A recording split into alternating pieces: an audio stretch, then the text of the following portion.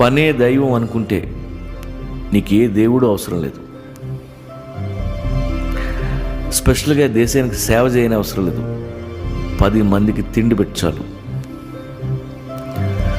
సొసైటీని సీరియస్గా తీసుకోవద్దు. లుచ్చాలు లఫుట్లు తప్ప ఎవరున్నారు అక్కడ? పని చేసుకో, దాచుకో, అమ్మ నాన్నని నాన్న వాళ్ళని చూసుకో.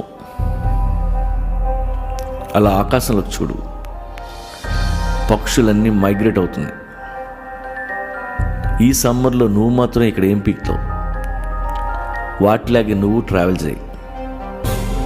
అలా తిరిగిరా. బోల్డ్ ఎంత ప్రపంచం ఉంది. ఎన్నో చూడొచ్చు, ఎందరినో కలవచ్చు. అనుక్షణం బతికితే చాలు, అదే జీవితం. ప్రేమించటం